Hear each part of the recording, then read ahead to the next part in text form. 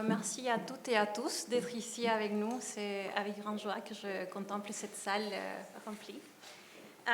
Aujourd'hui, j'ai le plaisir de vous présenter un invité qui vient du sud du monde, du Chili, de Santiago. Il est docteur en sociologie de l'École des hautes études en sciences sociales à Paris et professeur à l'Université du Chili. Et il a enseigné dans les domaines de la sociologie urbaine, la sociologie des pratiques culturelles, les imaginaires et les représentations sociales, mais aussi la théorie sociologique et les méthodologies de recherche urbaine. Ses recherches actuelles portent sur les formes de dépossession produites par le néolibéralisme urbain au Chili. Il nous parlera aujourd'hui sur les programmes d'amélioration des quartiers marginalisés et la mobilisation des ressources de l'art et de la culture comme des déclencheurs et des vecteurs d'intégration sociale. Des populations résidentes. Et sa conférence s'intitule « L'art et la culture dans la transformation des quartiers populaires du Chili et d'Amérique latine ». Luis, à toi la parole.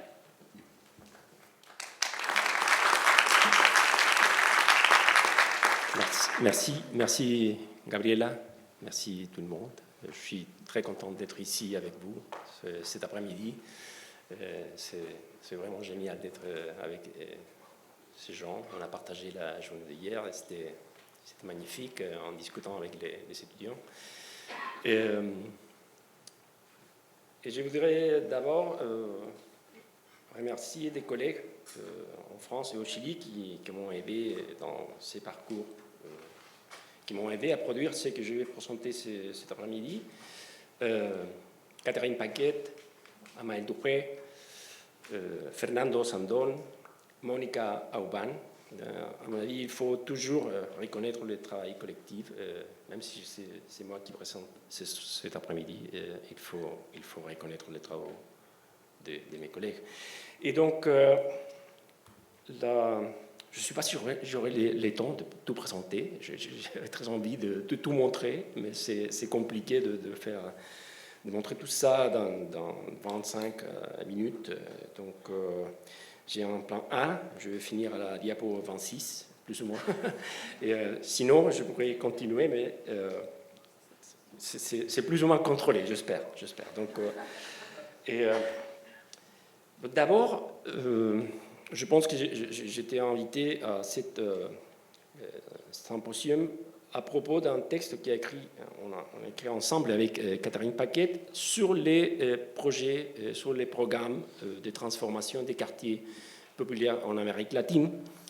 Et à propos de ça, je voudrais dire quelques mots. D'abord en ce moment, le sujet du renouvellement urbain, de la urban regeneration, c'est partout.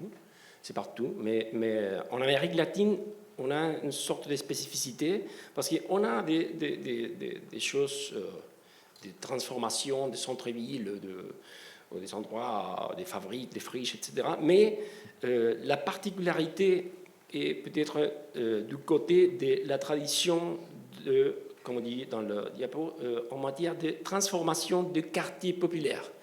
Quartiers populaires qui parfois sont d'origine informelle et d'autres fois sont le produit de l'action de l'État. C'est une différence importante parce que le cas chilien, à ces propos, est différent du reste de l'Amérique latine, plus ou moins, parce que le problème qu'on va lisser, le problème qu'on va attaquer, ce sont produits par l'action de l'État. Ce n'est pas nécessairement des quartiers informels. Donc, première chose, une tradition importante qui fait une différence, par exemple, entre l'Europe, l'Amérique du Nord et l'Amérique latine, le travail sur les quartiers populaires et les programmes publics d'amélioration de quartiers marginalisés.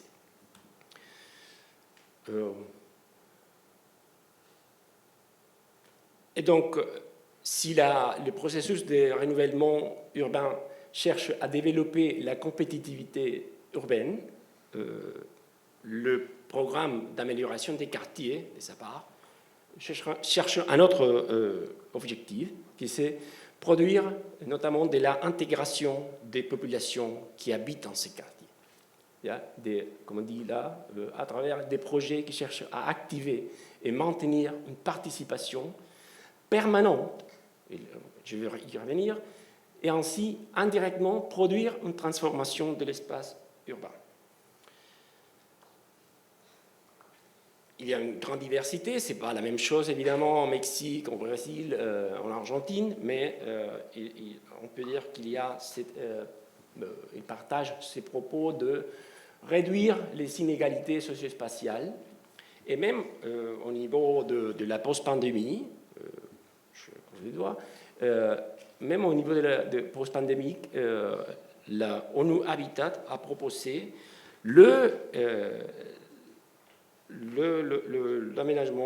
l'amélioration des quartiers populaires comme une stratégie très importante pour, pas pour le court terme, mais à long terme. Donc là, une chose, uniquement pour vous mentionner quelques cas, quelques exemples, je dirais que parmi les plus importants, les cas plus emblématiques, peut-être qui sont connus ici, c'est de la ville de Medellín, avec l'urbanisme social. On a entendu juste avant parler d'urbanisme culturel. Medellín est très connu pour l'urbanisme social. Mais aussi, il y a d'autres programmes intéressants, comme les programmes communautaires d'amélioration des quartiers au Mexique, les programmes Favela Barrio au Brésil ou les programmes d'amélioration des quartiers en Argentine. Je vais dire quelques mots sur les deux premiers. Par exemple, les interventions dans les cadres de Medellín, c'est l'urbanisme social que je viens de mentionner, et il s'agit des grands processus de transformation, d'implémentation, de création des parcs, par exemple des parcs bibliothèques, qui ont la particularité d'avoir une architecture très soignée et qui sont remarquables dans les paysages urbains. Mais c'est très différent de ce qui se passe dans d'autres quartiers de l'Amérique latine. L'exemple peut-être les plus importants, les plus connus, c'est la bibliothèque San Javier, dans la Comuna 13, c'est l'un des quartiers les plus stigmatisés de la ville. Et cette photo, ça a été prise par ma collègue Catherine Paquette, effectivement. Et l'autre programme dont je voudrais dire un mot, c'est le programme communautaire d'amélioration des quartiers au Mexique, qui cherche à transformer l'action de l'État, du gouvernement, en travaillant à proximité des communautés et en essayant d'installer la co-responsabilité à la production de l'espace public. C'est important parce qu'il y a une sorte de délégation aux habitants du processus de création de l'espace public local. Okay? Donc, même, comme on dit en bas, le cas de la colonie Tepito, dont il a été mené des activités socioculturelles, par exemple du côté du théâtre, mais qui ont fini pour produire une peinture murale à propos de l'histoire du quartier. Et là, on a des outils qui sont employés par les programmes dans différents coins de l'Amérique latine. Et donc, dans ce type de programme, qui travaille avec, comme je disais tout à l'heure, avec l'idée de co-responsabilité, de produire ou de déléguer aux habitants la coproduction de l'espace public, bien sûr qu'il y a un rôle très important de l'art en tant que déclencheur de l'intégration sociale des habitants. Ça, c'est l'objectif. Mais le problème qu'on a détecté, c'est que cette concentration sur les effets des interventions, c'est notamment sur la sociabilité des habitants et pas nécessairement sur l'intégration. Donc, il faut faire la distinction entre l'intégration sociale et l'activation de la sociabilité de quartier. Donc, c'est une première chose qu'on a appris après la systématisation de la recherche à propos des quartiers en Amérique latine. Et donc, à partir de ça, on peut dire que l'emploi, le recours à la culture et aux arts est fait comme une sorte de, on recourt à une sorte de méthodologie. Ouais, une sorte de méthodologie. Là, je présente des entretiens maintenant du programme J'aime mon quartier. J'aime mon quartier. Je vais parler un peu plus de ça. Au Chili, ce programme est très important dans la politique publique chilienne. Et c'est très important parce qu'il a créé un vrai changement. Mais les gens, quand on a fait les entretiens pour connaître la manière dont ils font recours à l'art et la culture, et ils nous disaient que l'art était plutôt une sorte de manifestation dans l'espace public et surtout une méthodologie, un outil méthodologique pour produire l'appropriation de certains espaces des quartiers.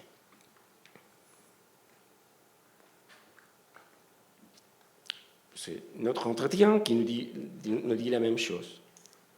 Et donc,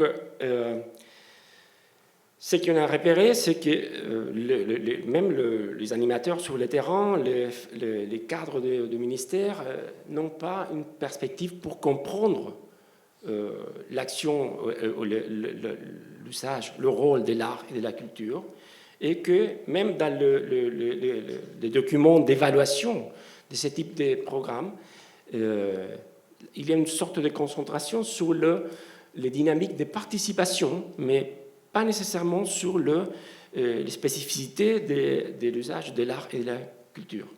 Donc, à partir du cas du programme J'aime mon quartier, programme Quiero mi barrio, je vais essayer de vous montrer une perspective conceptuelle ou analytique provisoire pour comprendre ce type d'intervention. Quelques mots sur les programmes, je vais passer rapide parce que ce n'est pas les plus importants, mais c'est créé en 2006 et ça fait un changement important au niveau de la politique publique qu'on peut résumer de cette manière. Jusqu'à ce moment-là, la politique publique urbaine au Chili était concentrée sur les logements, sur la production des logements, et le programme fait un déplacement vers la production des quartiers. Donc il y a un changement d'échelle très important. Et on parle toujours, même au niveau des ONU Habitat, du déficit quantitatif et du déficit qualitatif. Bon, avant le programme J'aime mon quartier, la politique était concentrée sur le déficit quantitatif et le changement vers la dynamique des quartiers, ça signifie un déplacement vers le déficit qualitatif. Et en plus, il y a un autre changement important, c'est le passage de la direction de l'État, c'est l'État qui dirigeait toutes les opérations, vers une sorte d'urbanisme plus citoyen, lié avec les communautés locales. Donc, c'est pour ça que c'est important les cas de ce programme, et parce qu'il a été une sorte de référence pour d'autres programmes de politique publique dans la région. Et donc, là, vous pouvez voir un schéma, je ne sais pas si c'est complètement clair, mais l'idée, c'est de penser au programme comme un dispositif innovant qui cherche à l'intégralité de l'intervention et qui a pour procédure l'activation permanente des voisins à travers différents types d'activités. Et dans ces activités, il y a un recours à l'art dans l'espace public pour produire d'abord une activation sensible. Je vais développer un peu cette idée-là, c'est-à-dire les gens doivent être activés, des corps de quartier doivent être activés, et il doit avoir aussi une matérialisation dans l'espace. On travaille à la création des aménagements, par exemple de murales, on va le voir, mais aussi des statues, je sais pas, de différentes choses dans l'espace public. Et l'idée, c'est que tout ça, les objets dans l'espace public, mais aussi les corps sur l'espace public, sont exposés à autrui. Donc c'est une chose importante en termes de produire d'exemples, des exemples de référence. Donc l'idée, c'est de proposer l'idée d'un dispositif. Qu'est-ce que ça veut dire dans les cas du programme? On cherche à installer un nouveau mode de vie, à travers, et ça, à mon avis, c'est important parce que ça veut dire que ce n'est pas seulement un changement de l'interprétation, mais un changement dans la production du territoire. On cherche à produire une réinscription territoriale et des actions récursives. Donc ça, c'est aussi important. Le mode de fonctionnement du programme c'est récursif.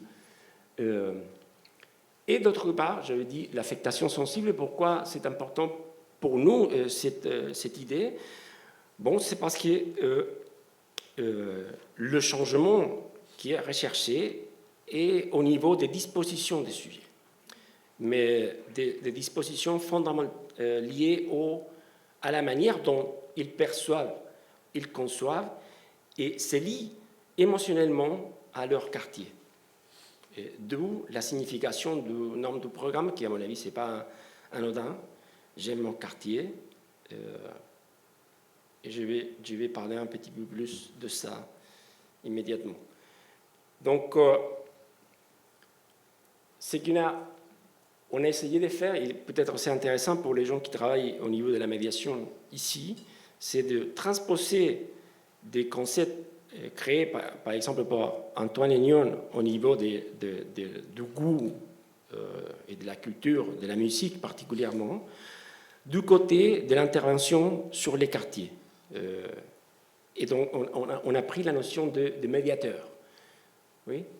Donc l'amour pour les quartiers, c'est notre constatation, est généré par une intervention sensible et par des procédures qui agissent de manière récursive et réflexive.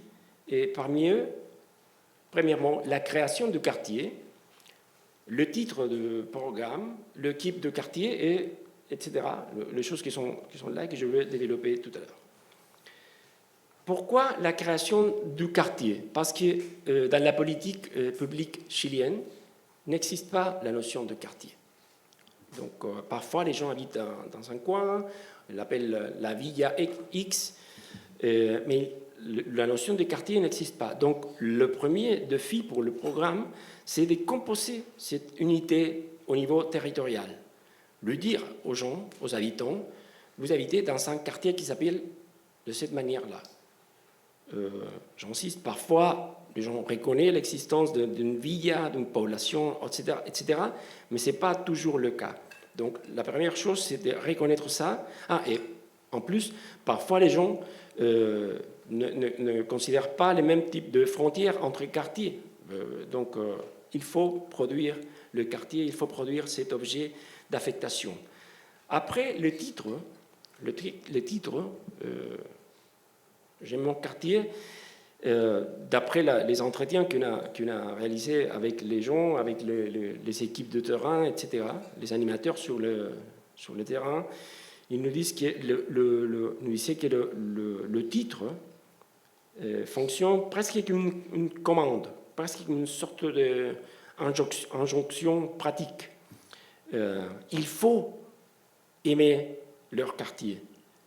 C'est une chose qui commence à être très importante dans le fonctionnement du programme. Après, l'équipe de quartier est aussi très important parce que c'est une sorte de paradoxe. Est constitué par des professionnels. Et là, il y a aussi une sorte d'innovation par rapport à la politique publique des années précédentes. Parce que, à part les architectes qui travaillent toujours dans le ministère, maintenant, ils travaillent ensemble avec des gens du côté social, comme il dit, des sociologues, des anthropologues, des psychologues. Et c'est les équipes de quartier sont toujours composées par ces deux disciplines, on pourrait dire, les disciplines physiques, comme ils disent dans les programmes, et les disciplines sociales. Et c'est important, l'équipe de quartier, parce que les animateurs, les professionnels, ils n'habitent pas dans les quartiers. Et ils doivent commencer à demander aux habitants d'aimer leur quartier. Donc c'est une sorte de paradoxe. Et parfois, ils nous disent qu'ils commencent à aimer le quartier beaucoup plus que les habitants. Donc même les animateurs sont considérés comme un destinataire finalement de l'action du programme. Je vais passer à la focalisation de l'espace public parce qu'il me restait peu de temps.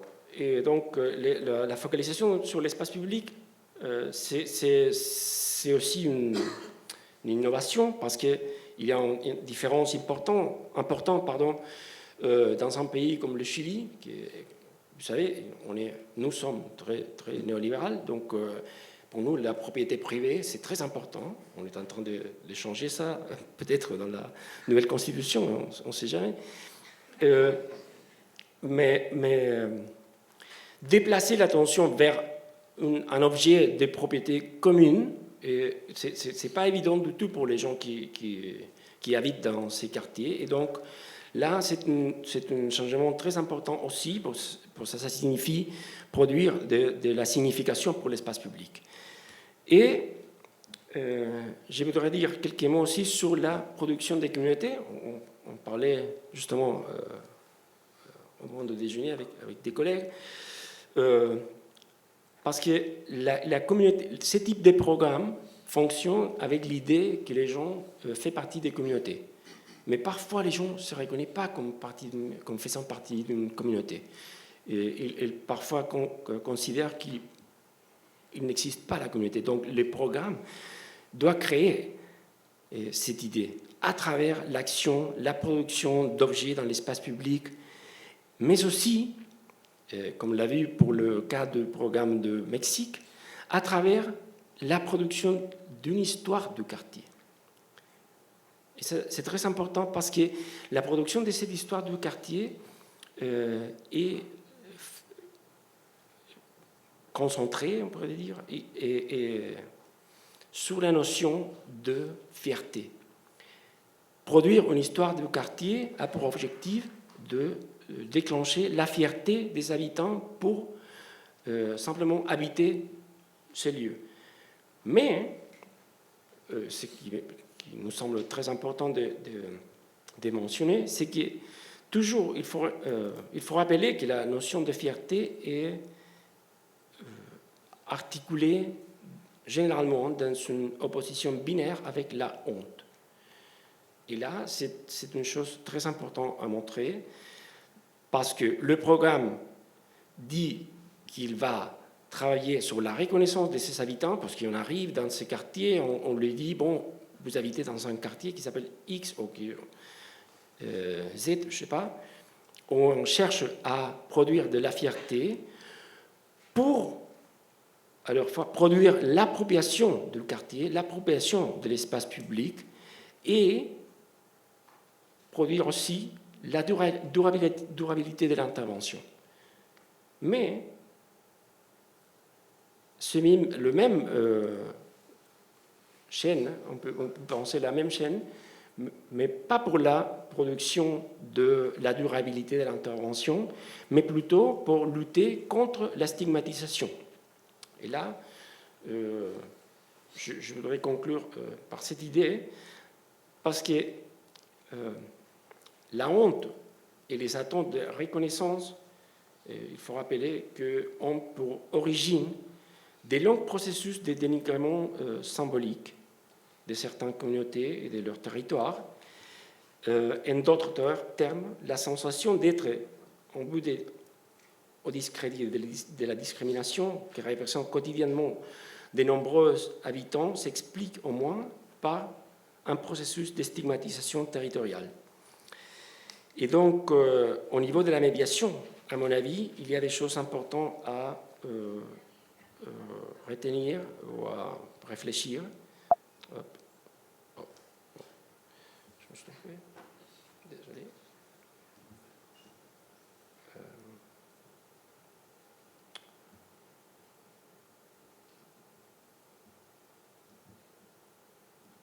C'est ça. Donc, il me semble que cette réflexion sur la stigmatisation territoriale est importante pour une réflexion sur la cohabitation et la médiation, car, premièrement, à mon avis, il est nécessaire de prendre en considération les connecteurs des sens explicites ou implicites stimulés par une intervention donnée. Et la question, à mon avis, clé, c'est celle-ci. Quel genre de liens affectifs avec les territoires avons-nous l'intention de permettre aux sujets d'établir par l'intermédiaire des activités que nous proposons? Souhaitons-nous promouvoir la fierté d'appartenir au quartier, les souvenirs du passé de ces quartiers ou la capacité performative du paysage local, ou bien encore les territoires en question n'apparaissent pas dans notre panorama et de ces faits, nous allons reproduire les asymétries liées aux privilèges et qui sont inscrites dans l'espace. Deuxièmement, le fait de rendre aux sujets la capacité de se présenter et de se représenter à eux-mêmes nous renvoie aux questions concernant l'enracinement communautaire qu'auront les initiatives mises en œuvre et concernant aussi les espaces d'écoute et de décision proposés au sujet. Allons-nous imaginer des activités destinées aux habitants d'un territoire sans les inclure dans leur formulation et leur exécution? Ou bien allons-nous imaginer et organiser nos activités sous une forme de participation in situ en veillant à la symétrie? Ou encore laisserons le lieu de la création se perpétuer ailleurs, loin des espaces de vie des sujets? Troisièmement, tenir compte de la politique des identités habilitées dans les territoires, tant nécessaire de comprendre que l'exercice de l'amélioration des quartiers engendre toujours des effets politiques, en particulier en ce qui concerne le fait de déterminer quelles sont les identités porteuses des valeurs dans les territoires. Quelles identités méritent d'apparaître et d'être rendues plus visibles? Lesquelles méritent protection et préservation? Lesquelles nous souhaitons voir sortir des coulisses pour les offrir à la vue de la communauté? En conclusion, j'aimerais souligner un aspect de cette approche. Les sujets qui incarnent la honte et la stigmatisation territoriale ne sont pas simplement victimes des processus de dépossession. Ils jouent au contraire un rôle actif. Quelquefois, cette attitude est ambivalente. Par moments, il accentue la dynamique des dénigrements symboliques. D'autres, il cherche avec décision à les éliminer. Actuellement, les initiatives culturelles autonomes et autogérées sont de plus en plus nombreuses à faire face aux dynamiques des dénigrements, même si elles n'attirent pas l'attention voulue ou demeurent invisibles. La question clé, c'est de décider si nous voulons contribuer à perpétuer cette invisibilité ou au contraire, si nous aspirons à renforcer ces pratiques de résistance. Il s'agit là d'un thème crucial quand on réfléchit à une action qui se donne pour but d'éliminer la stigmatisation et de contribuer à la cohabitation. Merci.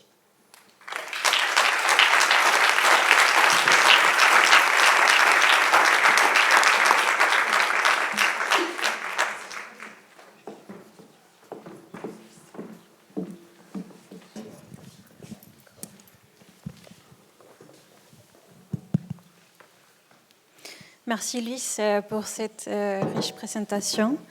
J'invite toutes les personnes qui voudraient prendre la parole, descendre ici devant la scène et poser la question directement sur le micro, puis en sachant qu'elles vont être enregistrées. Et Noémie, est-ce qu'il y en a des questions sur Zoom? Non? Nuria. Hola, Luis, muchas gracias por tu presentación. Merci pour cette présentation. Alors, tu as parlé des politiques publiques qui vont activer l'espace urbain des quartiers marginaux, surtout en Amérique latine.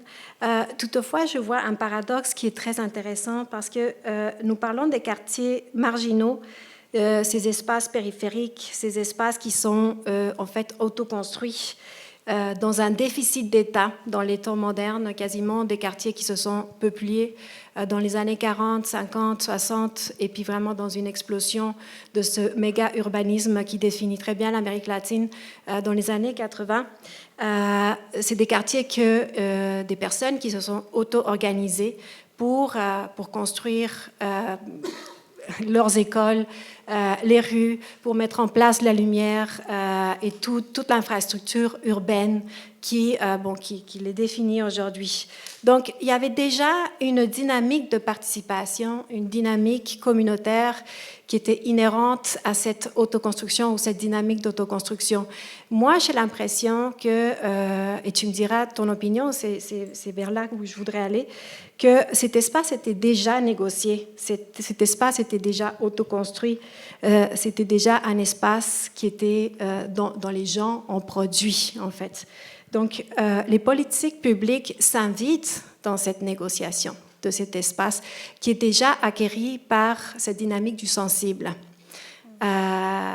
L'État, un État qui était déficitaire, s'invite actuellement dans ces espaces pour mettre en place des politiques un peu, je dirais, avec une vision de moderniser ou de réurbaniser de manière moderne ces espaces qui, en fait, finalement rend compte d'une modernité sous-développée qui est celle propre de l'Amérique latine, mais pas seulement, je dirais, des pays non occidentaux. Donc, voilà.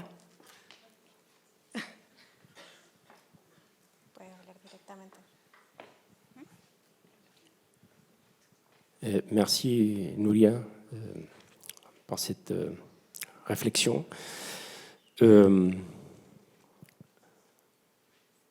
Oui, je pense qu'effectivement, dans le cadre de ces quartiers qui ont été autoconstruits, effectivement, il y avait déjà une dynamique de sensible, ça c'est clair. Et donc, plusieurs fois, l'intervention de l'État est vue comme une sorte de violence, parce qu'il ne respecte pas la dynamique du sensible qui était déjà là. Ça c'est clair. Et donc, l'expérience que j'ai eue avec les gens qui travaillent au terrain, c'est qu'ils sont extrêmement respectueux de cette dynamique. Généralement, évidemment, ça c'est pas possible de généraliser, mais plus ou moins. Et donc, c'est pour ça que je disais, pas très bien, je pense, mais que les équipes de terrain doivent travailler beaucoup pour comprendre la dynamique des territoires, la dynamique des quartiers. D'autre part, il y a une autre particularité, comme je disais, dans le cas chilien, ce type de programme, ça concentré notamment sur les quartiers qui ont été produits par l'État. Et ça, c'est une particularité relative. Pour le cas de Chili, au Mexique, on a des expériences aussi d'énormes ensembles de logements sociaux qui ont été abandonnés, par exemple, dans les périphéries. Au Chili, on n'observe pas ce type de situation, mais ce sont des quartiers produits par l'État. Donc, ce n'est pas une dynamique d'autoconstruction. Et donc, à mon avis, il faut réfléchir aussi à la dynamique de sensible dans les cas d'un habitat qui n'a pas les conditions pour accueillir la vie, finalement. Il s'agit des quartiers qui ont vécu une sorte de dégradation accélérée. On fait des travaux, des interventions sur des quartiers qui ont été produits il y a 20 ans. Donc, ce n'est pas trop. Et à mon avis, en termes de la dynamique du sensible préexistante là-bas, c'est différent. Et là, parfois, les gens, la résistance à l'action de l'État est justifiée surtout parce que l'État a été le producteur de ce type de misérable d'habitat. Donc là, c'est une autre nuance. Et d'autre part, c'est une dynamique importante maintenant au Chili. Quand on parle avec les gens qui habitent dans des quartiers emblématiques, on dirait, las poblaciones emblemáticas, les populations historiques. Je travaillais dans le cadre d'un quartier très connu qui s'appelle La Victoria, la Victoire. Et là, les gens te disent, et maintenant, le problème, c'est la drogue. C'est une réalité énorme. Donc, ils attendent l'action de l'État pour travailler spécifiquement sur ces problèmes. Et les gens qui travaillent, par exemple, au niveau du moralisme, Mono González, par exemple, je n'ai pas eu la chance de vous montrer, il a fait des murales ici à Montréal.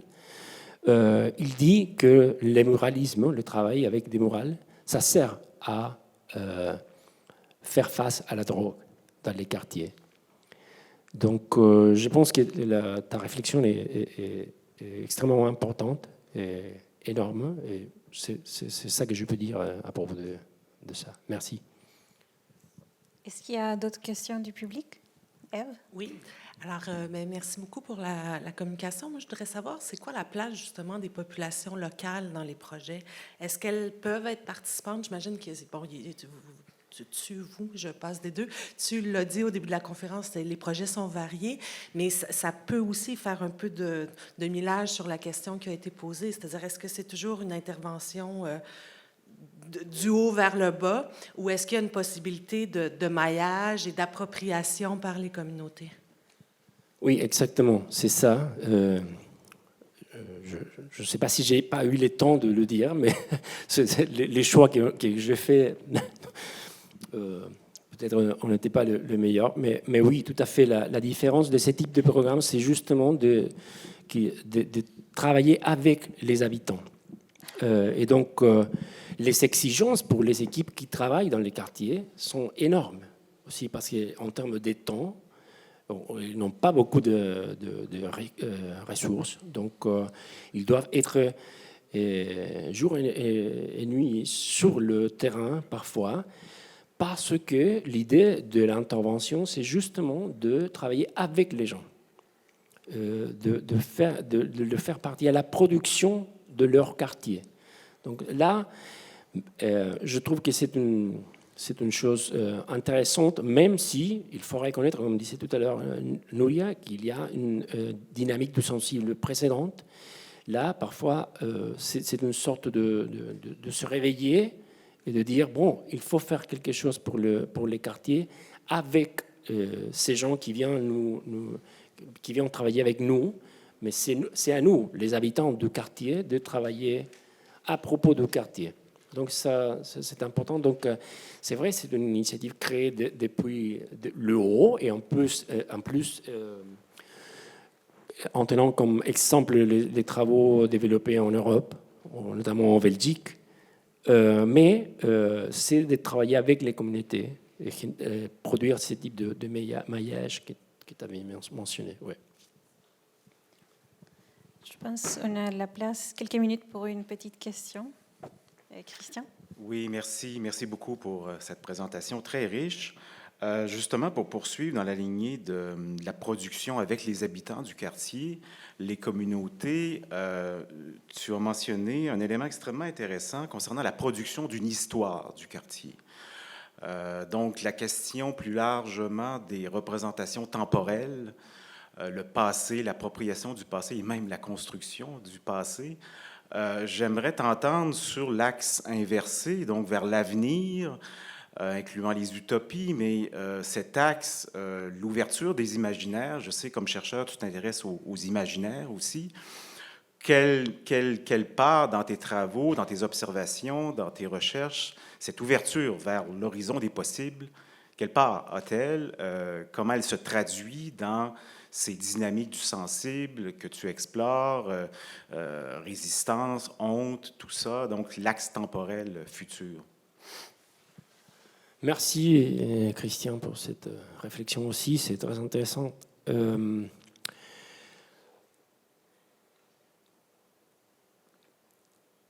D'abord, je trouve que c'est transformer le passé en objet d'attention est une chose très importante pour les gens qui habitent dans ce type de quartier.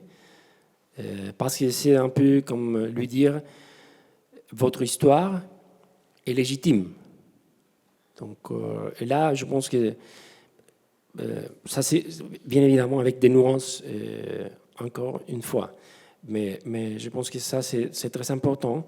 Et c'est justement l'idée, c'est de transformer le passé, l'histoire du quartier, qui maintenant est regardée à travers l'idée de fierté et pas de la honte, dans le support, la base, une sorte de plateforme pour faire face aux défis de l'action, en face du futur. Par exemple, ça veut dire que la construction, la production de cette histoire de fierté doit nourrir l'action individuelle au niveau de se présenter en termes de plus digne, par exemple à la recherche d'emploi. Et donc je pense que là, il y a une sorte d'ouverture des axes d'action différents. Et en plus, ce qui permet la production de cette histoire, c'est que les gens se rassemblent pour, par exemple, célébrer, commémorer l'histoire, mais ça c'est toujours vers le futur. C'est pas penser, c'est pas se rassembler pour penser au passé nécessairement, mais pour agir par rapport au futur. Et à propos de ces mots que je viens de mentionner, digne, c'est très important au Chili maintenant, l'idée de dignité. Depuis longtemps, mais maintenant est complètement évident quand on a essayé de rebaptiser la place la plus importante de la ville de Santiago, la place Plaza Italia. Maintenant, on l'appelle Plaza de la Dignidad, place de la dignité. Et donc, la dignité, à mon avis, c'est lié à cette production de l'histoire qui veut combattre la honte et qui veut habiliter une vision plus digne d'eux-mêmes. Donc, c'est un vrai dispositif pour agir sur les futurs, à mon avis. Merci. On va devoir poursuivre ces belles réflexions pendant la pause. Après Louis, un immense merci de la honte à l'action, à la fierté, des bases et des liens que beaucoup de gens auront fait également sur de magnifiques projets. Merci beaucoup, Louis. Et on va continuer à parler avec toi, bien sûr, pendant la pause. Juste avant d'aller à cette pause-là, je voulais simplement prendre quelques secondes pour remercier nos amis qui ont fait la traduction signée cet après-midi. Ils vont nous quitter pendant la pause. Alors, je tiens absolument à les remercier, le CIVET pour la LSQ et Tradusigne pour l'ASL, excusez-moi. Merci beaucoup. Un énorme merci. Donc, on s'en va à la pause. On revient à 14h45 aux alentours. De toute façon, on fera l'appel à l'extérieur pour vous ramener dans la salle afin de terminer ensemble cette belle journée, ou plutôt de la poursuivre, puisque c'est loin d'être terminé. À tantôt.